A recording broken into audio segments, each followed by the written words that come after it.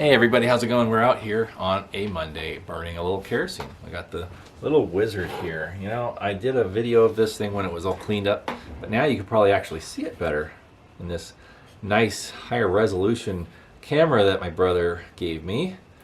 Isn't that nice? Yeah, that's a great lantern, right? She's a beauty.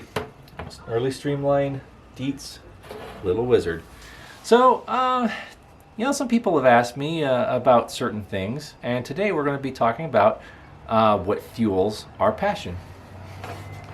We're going to talk about oil and kerosene and what it means to you and your lantern. Kerosene. What it means to you and your lantern. Get to see an old informational type of film from the 40s or 50s, right? You know. Kerosene, what it means to you and your lantern. Yeah. You've seen the old high school or middle school films, I'm sure, on YouTube. They're hilarious. But yeah, with stringed instruments, and it's all very pleasant. I love those old films. They're so fun. Anyways, not to sidetrack too much, we're going to be talking about this stuff. Good old kerosene. Now, just some basics. K1 kerosene is actually a very safe fuel to use. It's been highly refined since its early conception. Back in the 1870s, 90s, well, through the 90s, it was actually kind of a volatile fuel. It was the primary fuel when they discovered crude oil. By the early 1900s, when automobiles became more a thing, when we realized they weren't going to go anywhere, gasoline became the primary fuel source for crude oil, and kerosene became the byproduct that it never was. So over the years, it's been refined to be a very clean burning fuel. And we can thank the EPA for at least one thing, and that would be the regulations on such fuels and having them purified and refined to remove the impurities that would make it burn dirtier. So, some people, you'll see the lanterns out there in the wild at, thrift stores, swap meets, or online, and you'll see a lot of lamp black in some of these globes. That's probably because they were burning them like that, which isn't good. You want to keep them down. Or the fuel was dirty and had a lot of impurities, so it just blackened it all up. You didn't like that, did you? I'm sorry.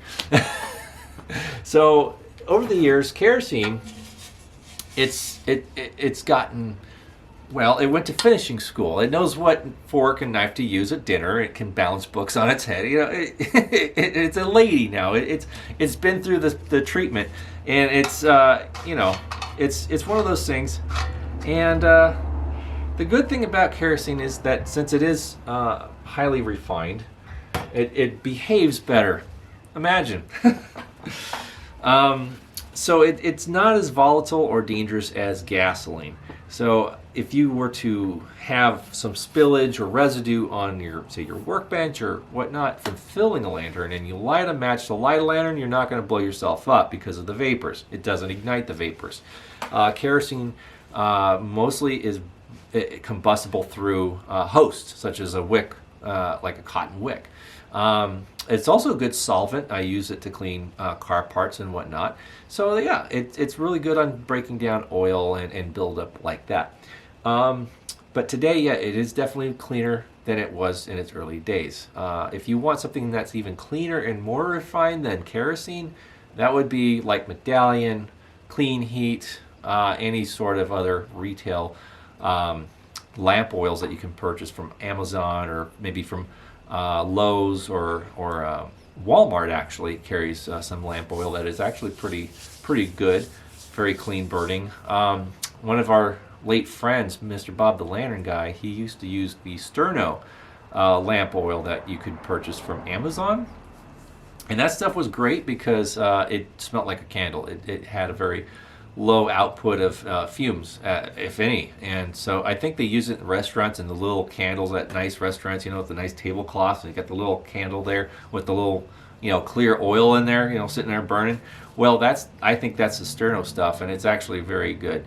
But it's not cheap. It's about $20 a gallon.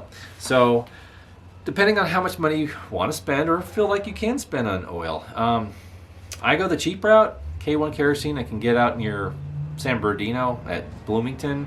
Merit Oil, and it's like $4.17 a gallon. So that to me is worth it. So I can get 3-4 gallons and spend $16 or whatever, and I'm good for a while. So yeah, it gets me through several months of burning a lantern every night. So and it's a good backup in case the power goes out and I have something to fall back on. So K1 kerosene is my choice. Some people will ask about citronella fuels like tiki torch fuels. I don't go that route. I never really saw the benefit of citronella. I've always been eaten alive near those candles and whatnot whenever everyone's burning. I'm like, okay, keep me away from the mosquitoes. No, it never happens. So they find me and they devour me.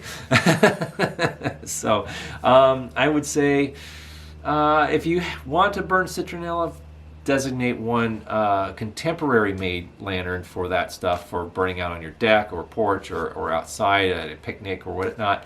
But definitely I wouldn't go putting them into your antique lanterns. That's just my opinion. You do as you please, of course, but I find that they would stain the inside of the fountain and also your wicks, and you'll go through wicks a lot faster because if eventually the dye inside of the fuel will clog your wick. But that's just my 2 cents on the matter. So anyways, if you have more questions about what fuel is best to burn, definitely ask in the comments. I'm always happy to answer as best as I can.